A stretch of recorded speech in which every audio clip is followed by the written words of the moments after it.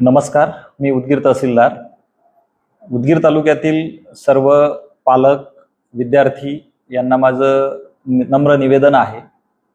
आता सुट्टीचे दिवस आहेत. मे महिन्यामध्ये आणि एप्रिल महिन्यामध्ये शाळांना बऱ्यापैकी सुट्ट्या असतात आणि साधारणतः जून महिन्याच्या मध्यामध्ये सगळ्या शाळा पुनश्च सुरू होतात, ॲडमिशन सुरू होतात आणि या कालावधीमध्ये विद्यार्थ्यांना खूप मोठ्या प्रमाणामध्ये वेगवेगळ्या प्रकारच्या प्रमाणपत्रांची गरज असते.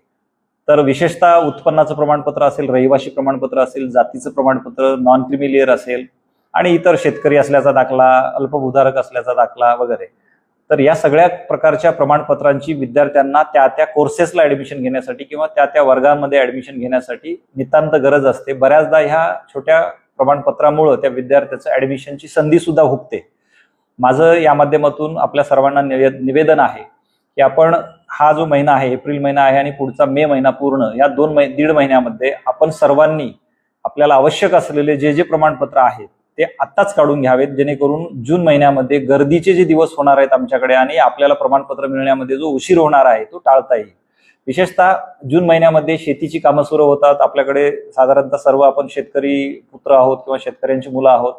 अशा सर्व मुला मुलींना जून महिन्यामध्ये आपल्या आईवडिलांना शेतातली कामं सोडून ह्या प्रमाणपत्रासाठी तहसील कार्यालयामध्ये चक्रा माराव्या लागू नयेत याच्या